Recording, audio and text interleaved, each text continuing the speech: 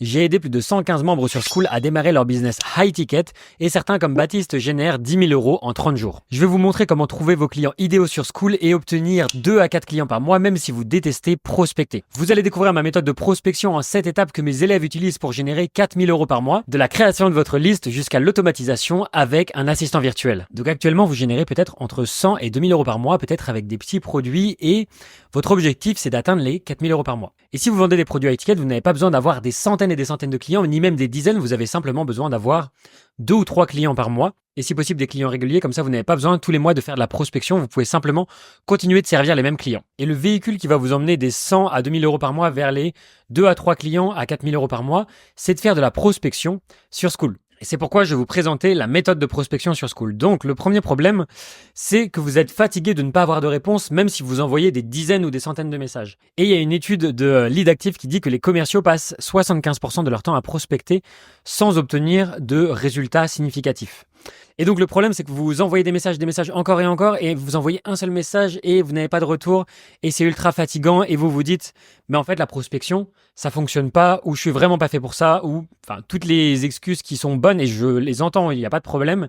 Mais la réalité, c'est que au lieu de vous concentrer sur la quantité d'essayer d'envoyer des centaines ou des milliers de messages, parce que j'ai des clients qui me demandent combien de messages est-ce que je dois envoyer avant d'avoir des résultats, la réalité c'est que la qualité est supérieure à la quantité et que parfois avec 10 messages, vous pouvez obtenir 3 réponses qui sont positives et parfois avec 2000 messages, vous obteniez 0 réponses qui sont positives tout simplement. Donc l'impact des messages personnalisés. Si vous faites vraiment des messages de qualité, vous aurez des bien meilleures réponses. Donc un message de qualité, si vous envoyez 100 messages personnalisés, vous pouvez potentiellement obtenir 25 réponses positives et obtenir 10 rendez-vous et donc obtenir 3 clients. Alors que si vous envoyez 10 000 messages non personnalisés, vous pouvez en envoyer 100 000, ça reviendra exactement au même.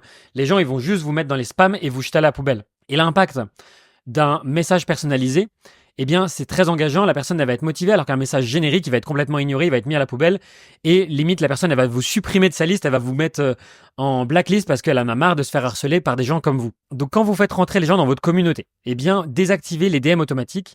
C'est un plugin que vous avez dans les paramètres. Le secret, c'est de désactiver ces DM et de faire des messages personnalisés pour chaque personne qui rentre dans votre communauté. Donc, une fois que vous avez résolu ce problème de ne pas avoir de réponse, que vous avez privilégié la qualité à la quantité, eh bien vous rencontrez un autre problème. C'est que vous allez perdre du temps sur des prospects qui ne sont pas qualifiés. Et si vous avez des prospects pas qualifiés dans votre communauté, vous aurez beau leur apporter un maximum de valeur, vous aurez beau être le plus persuasif, apporter tout ce qu'il faut, leur faire des appels, faire des événements, faire tout ce qu'il faut, à la fin, ça changera rien parce que, en fait, ils sont pas qualifiés. Et pas qualifiés, ça peut être plein de choses différentes. Ça peut être qu'ils sont trop jeunes, ça peut être qu'ils n'ont pas d'argent, ça peut être qu'ils sont pas forcément intéressés, que le problème est pas assez dur. Et donc, la solution, c'est de créer une communauté qualifiée. En fait, il y a 3 étapes dans la prospection. Il y a 3 étapes clés. La première, c'est que vous devez créer une liste. Ensuite, vous devez créer une relation. Et ensuite, vous devez closer. Donc ensuite, vous devez les ramener vers un appel. Et ce que vous devez savoir, c'est que la première étape, elle est très difficile, mais elle est super importante parce que 80% du succès dépend de cette étape. Si vous n'avez pas une liste de prospects qui soit qualifiée, en fait, tout ce que vous allez faire derrière, ça sert complètement à rien. Donc, le plus important, c'est de faire une liste qui est ultra qualifiée. On va voir dans quelques instants comment faire. Ensuite, vous créez une relation, donc ça c'est facile et ça peut être facilement délégué. Puis ensuite, vous devez les closer et les amener vers un appel de vente. Et c'est pourquoi vous avez des critères de qualification. Donc les besoins, c'est de vérifier si la personne, elle a les besoins que vous pouvez résoudre. Est-ce que la personne elle a les problèmes? Est-ce qu'elle a les désirs que vous ciblez dans votre communauté? Est-ce que ça correspond par rapport à votre avatar cible, par rapport à l'offre que vous voulez vendre? Au niveau du timing, est-ce que vous arrivez au bon moment? Est-ce que vous avez prévu une durée spécifique pour votre programme d'accompagnement ou pour votre service high ticket? Et au niveau du budget, c'est très important également. Est-ce que la personne, elle a le budget nécessaire pour pouvoir acheter votre offre aujourd'hui? Est-ce que si votre offre elle est à 2 000 euros, la personne elle est prête à investir 2 000 euros aujourd'hui, ou est-ce que vous avez ciblé un public trop jeune par exemple qui n'a pas suffisamment d'argent et qui pourra jamais se permettre d'acheter votre programme? Et peut-être que là dans ce cas-là il y a différentes choses à tester. Peut-être que vous pouvez faire des plans de paiement, peut-être que vous pouvez proposer différentes options qui vont permettre de faciliter l'achat de votre offre high ticket. Et donc pour qualifier avant de rentrer dans votre communauté, dans ce cas-là il y a un autre plugin sur Skool qui est 100% gratuit, que je vous recommande d'activer et qui permet d'activer des questions et de qualification. Donc quand les personnes veulent rentrer dans la communauté, elles doivent répondre à certaines questions et je vous invite vraiment à les activer, à poser des questions qui vont permettre de qualifier la personne, de vérifier si elle est alignée avec les besoins et avec les problèmes de votre communauté. Et si la personne, elle n'est pas qualifiée, eh bien, vous pouvez la refuser ou vous pouvez lui envoyer un message en privé pour vérifier si elle est vraiment qualifiée. Et donc, vous pouvez simplement rejoindre mon groupe Skool, faire votre demande pour voir si vous êtes accepté et également pour télécharger tout ce schéma-là, vous pourrez le récupérer gratuitement dans le groupe Skool. Le lien se trouve dans la description. Donc maintenant, une fois que vous avez créé votre communauté qualifiée, le prochain problème que vous allez rencontrer, c'est que vous avez vos messages qui sont noyés dans la masse, ça va être difficile de créer une connexion et vos prospects ils sont saturés de messages textes. Donc s'ils ont rejoint plusieurs communautés, ils ont déjà pas mal de messages qu'ils ont reçus. Justement, il y en a, c'est des messages automatiques avec la technique des DM automatiques juste au-dessus et donc ils se sentent un peu submergés et vous, votre rôle, ça va être de sortir du lot. De sortir de toute cette masse, de voir comment est-ce que vous pouvez apporter plus de valeur, justement, comment est-ce que vous pouvez faire quelque chose d'ultra personnalisé. Et moi, je vous recommande de faire des vidéos de prospection, de faire des vidéos personnalisées de bienvenue dans votre communauté. Pour chaque personne, ça vous permet de vous démarquer dans la boîte de réception. Mais surtout, les messages vidéo ont 3 fois plus de réponses que des messages au format texte. Et ça, c'est des statistiques qui ont été prouvées. Et donc, voilà à quoi ressemble la structure d'une vidéo de prospection. Donc, vous faites une vidéo entre 1 à 5 minutes avec le logiciel Loom. C'est vraiment très rapide. Et donc, voici les différents éléments. Vous commencez par le brise-glace, donc c'est-à-dire vous essayez de créer une connexion personnelle. Ça peut prendre 10 secondes, 20 secondes, mais l'objectif, c'est vraiment de dire « J'adore ce que tu as fait dans cette vidéo ». Donc, vous allez un petit peu sur son profil ou vous regardez un petit peu ce qu'elle a fait et dire soit « J'adore ce que vous avez fait sur telle thématique », soit ça peut être « Je suis curieux d'en savoir plus sur telle chose ». Bref, si vous pouvez aller sur les réseaux sociaux de la personne, regarder un petit peu les posts et ce qu'ils font et leur poser une question très spécifique par rapport à ça, en tout cas de créer une accroche très spécifique pour que ce soit personnalisé. Ensuite, votre proposition de valeur, c'est d'expliquer ce que vous faites. Donc, j'aide tel type de personne à obtenir tel type de résultat grâce à telle solution. Et donc, vous devez dire, voilà ma solution, j'aide tel type de personne à obtenir ça. Et bien sûr, vous devez énoncer des bénéfices spécifiques. Donc, le troisième élément, c'est la preuve sociale. Donc, si vous avez des témoignages, ça va énormément vous aider à vendre votre offre. Un bon témoignage, honnêtement, il peut vous faire gagner des centaines de milliers d'euros. Si vous avez un témoignage qui est dans le mass market, qui correspond exactement à votre audience, ça peut avoir un impact juste énorme sur votre business. Donc la première chose à faire, c'est d'essayer de récolter des témoignages pour pouvoir les caler dans ce genre de vidéo. Et donc d'obtenir des résultats clients, ça peut être également des témoignages, ça peut être des certifications, ça peut être des réseaux sociaux, le nombre d'abonnés, etc.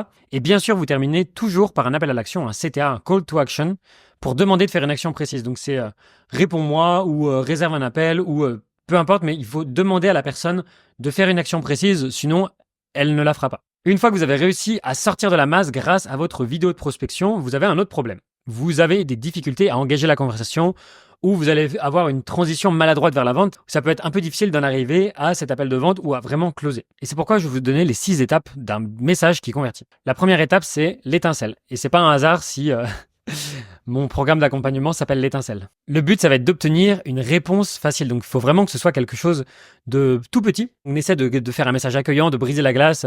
Salut, bienvenue dans ma communauté. Je m'appelle Tony. Je voulais te souhaiter la bienvenue. Et j'ai vu que tu avais tel problème et je voulais savoir si je pouvais t'apporter de la valeur. J'ai aidé telle personne à obtenir tel résultat. Réponds-moi simplement sous ce message et on verra comment je peux t'apporter de la valeur.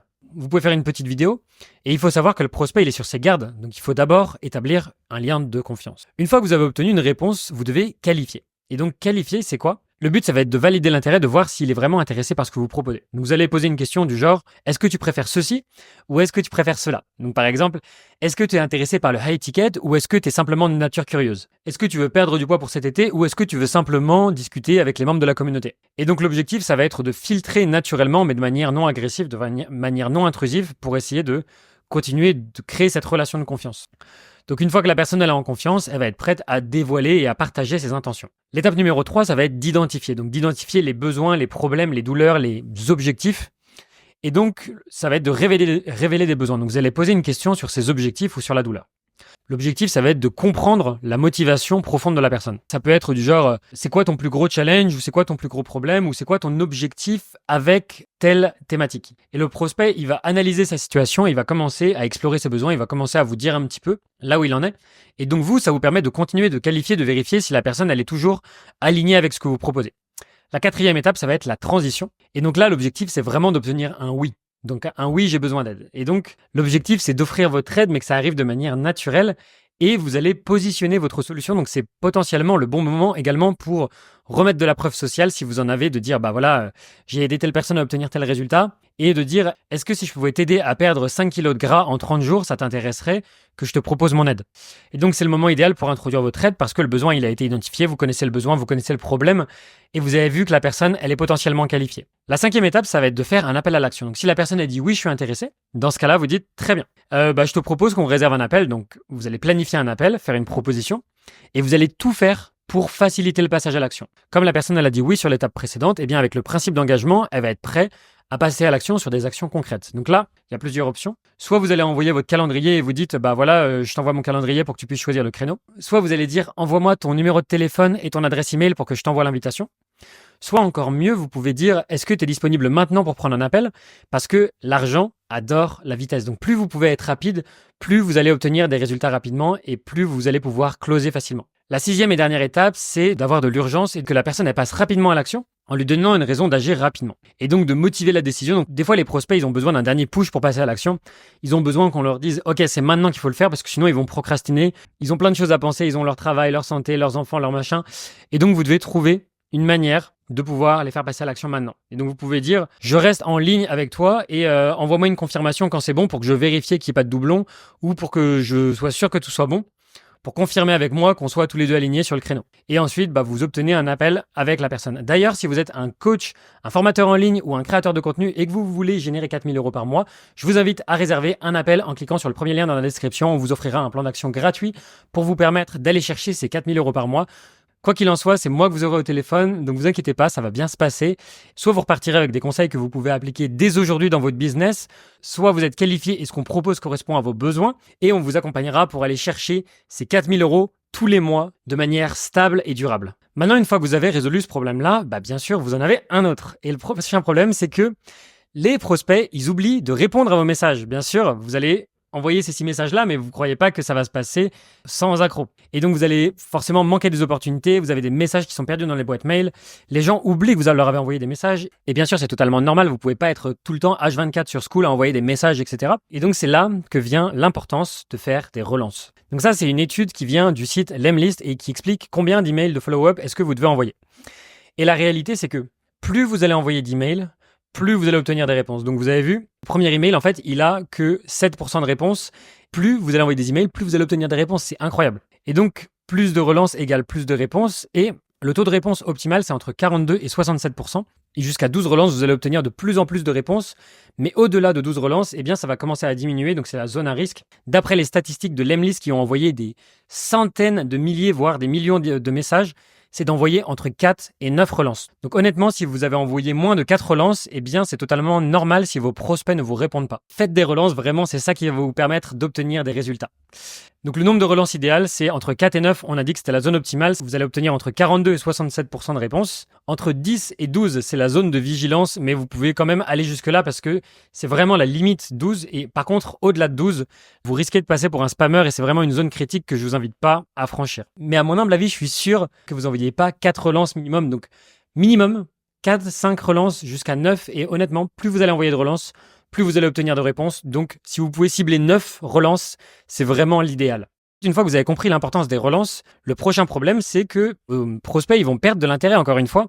Ils vont potentiellement se déconnecter après la première relance. Vous ne savez pas trop comment rédiger votre relance, vous ne savez pas trop comment vous y prendre. Et donc, je vais vous donner une petite séquence de relance parfaite qui fonctionne très bien, qui est très efficace. Donc, c'est vraiment la séquence minimaliste avec 4 relances. Et n'hésitez pas à en rajouter plus. Donc, jour 0, c'est votre message initial. Jour 2, première relance. Jour 6, deuxième relance. Jour 10, troisième relance. Jour 14, cinquième relance.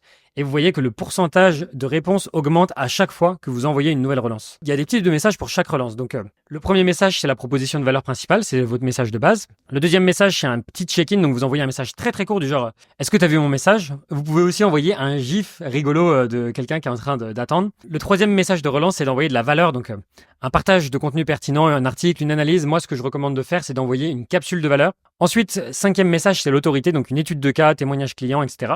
Et cinquième message, c'est justement de dire c'est mon dernier message, et là on crée de l'urgence. Donc ensuite, les bonnes pratiques des relances, c'est de personnaliser chaque message Minimum personnaliser le premier message, c'est vraiment le plus important, mais au moins changer le nom à chaque fois. Apporter de la valeur à chaque étape, parce que plus vous allez apporter de la valeur, plus la personne elle va être motivée à réserver un appel avec vous. Respecter les délais entre les relances, donc pas enchaîner tous les jours, parce qu'à un moment, la personne, ça va la saouler.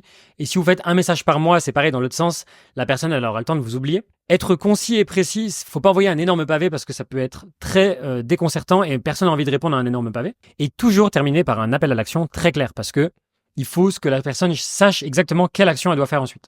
Donc à éviter, on a dit relancer trop rapidement, les messages trop longs, le contenu non pertinent, un ton agressif ou désespéré, là vous n'avez aucune chance d'avoir des réponses, et plus de 12 relances. Une fois que vous avez cette séquence email de relance parfaite, vous avez un autre problème, parce que vous passez trop de temps à répéter les mêmes tâches, ça peut vraiment être démotivant. C'est vraiment saoulant en fait de devoir se taper en permanence, de faire de la prospection, c'est une tâche que vous détestez, ou du moins elle est très chronophage et vous prend énormément de temps. Et donc la solution, c'est d'avoir un assistant virtuel qui va vous aider à faire de la prospection.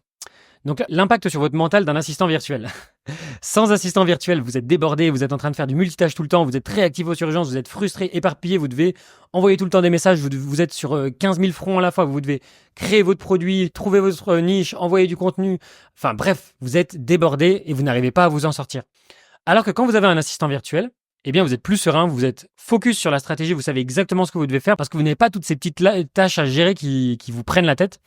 Vous êtes proactif parce que vous savez ce que vous devez faire, vous êtes motivé et vous êtes aligné sur vos objectifs. Mais vous ne devez pas prendre un assistant virtuel le premier jour où vous faites de la prospection. Il y a une petite checklist à respecter avant de commencer. Et avant de pouvoir commencer, vous devez avoir un product market fit qui a été validé. C'est-à-dire que vous devez avoir un marché et une offre qui fonctionnent. Vous devez avoir fait au moins une vente, vraiment au minimum une vente sur votre offre high ticket pour pouvoir prendre un assistant virtuel, pour pouvoir automatiser, parce qu'il faut que votre message soit en résonance avec vos prospects. Et si vous commencez à automatiser quelque chose qui ne fonctionne pas, vous allez juste perdre du temps, perdre de l'argent. Et vous devez aussi avoir des assets marketing qui ont été créés, donc c'est-à-dire des capsules de valeur, du contenu, etc. Parce que comme ça, votre assistant virtuel, il va pouvoir dispatcher de la valeur, en offrir très rapidement à vos prospects et vous pouvez facilement automatiser ce processus-là. Mais qu'est-ce que vous allez automatiser dans un premier temps? Eh bien, moi, ce que je vous conseille d'automatiser et de déléguer dans un premier temps, ça va être de déléguer les trucs les plus douloureux dès le début. Donc, qu'est-ce qui va être le plus douloureux pour la majorité des business? Ça va être de faire de la prospection, d'envoyer des messages tous les jours.